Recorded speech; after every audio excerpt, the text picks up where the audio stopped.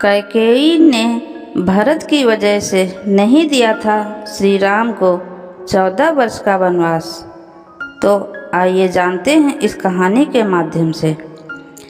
राजा दशरथ की तीसरी पत्नी कैकेयी भगवान राम से अपने बेटे भरत से भी ज़्यादा प्रेम करती थी। उन्हें राम से बहुत आशाएं थीं। जब कैकेयी ने भगवान राम से 14 वर्षों का वनवास मांगा था, तब सबसे ज़्यादा भरत हैरान हुए थे, क्योंकि वह जानते थे कि माता राम से कितना प्रेम करती हैं।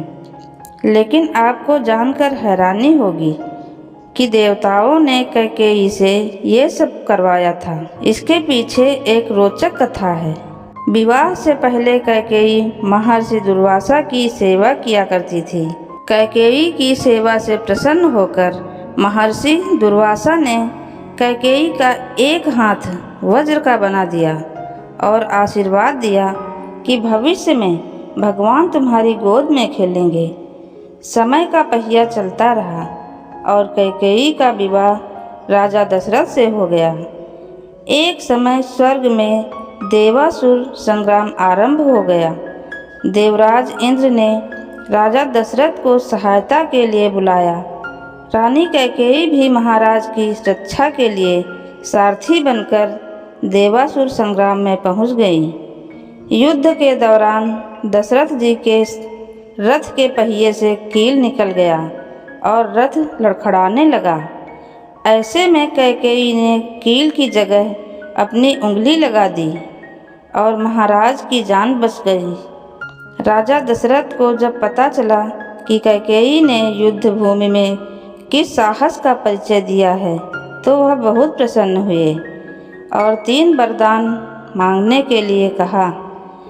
कैकेयी ने उस समय प्रेमवश ये कह दिया कि इसकी ज़रूरत नहीं है, अगर कभी ज़रूरत होगी तो मांग लूँगी। कैकेयी ने राजा दशरथ को इसी वरदान के जाल में फांस लिया और राम के लिए 14 वर्ष का वनवास मांग लिया। लेकिन 14 वर्ष के लिए वनवास क्यों मांगा, इसके पीछे कई राज हैं। कैकेयी ने 14 वर्ष का वनवास मांगकर ये समझाया कि अगर व्यक्ति युवावस्था में 14 यानी 5 ज्ञानेंद्रियां, कान, नाक, आँख, जीभ, त्वचा, 5 कर्मेंद्रियां, वाक, पाणी, पाद, वायु, स्तब्ध तथा मन, बुद्धि, चित्त और अहंकार को वनवास एकांत आत्मा के वश में रखेगा, तभी अपने अंदर के घमंड और रावण को मार पाएगा।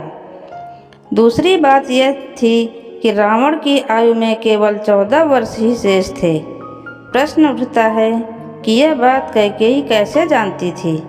ये घटना घट तो रही थी अयोध्या में, लेकिन योजना देवलोक की थी। कोप भवन में कोप का नाटक हुआ। कैकेयी को राम पर भरोसा था, लेकिन दशरथ को नहीं था। इसीलिए उन्होंने पुत्र मोह में अपने प्राण गंवा दिए और कैकेयी हर जगह बदनाम हो गई। अजस पिटारी तासु सिर, गई गिरा मत फेर। सरस्वती ने मंथरा की मति में अपनी योजना डाल दी।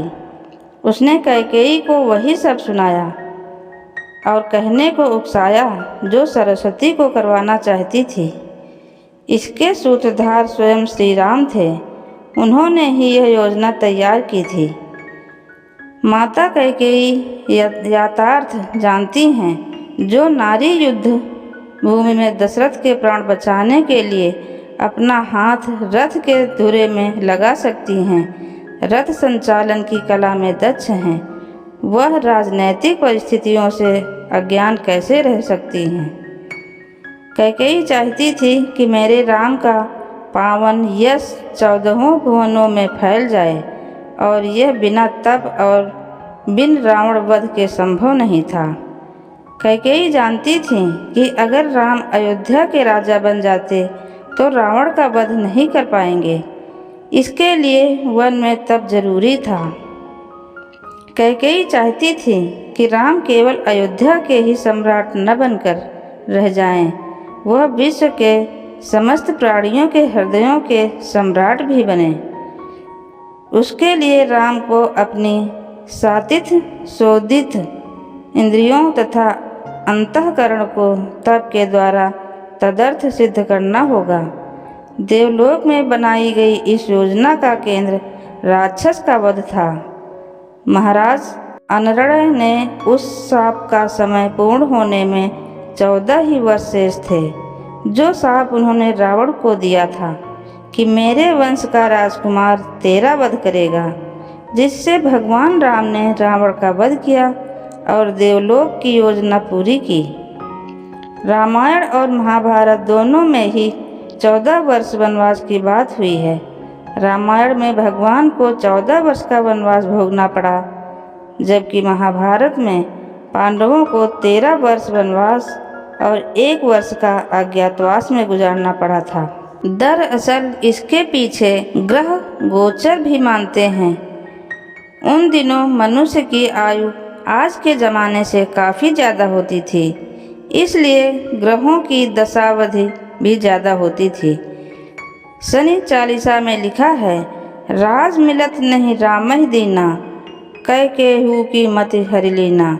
यानी शनि की दशा के कारण कैकेयी की मति मारी गई और भगवान राम को शनि के समयावधि में वन वन भटकना पड़ा और उसी समय रावण पर भी शनि की दशा आई और वह राम के हाथों मारा गया।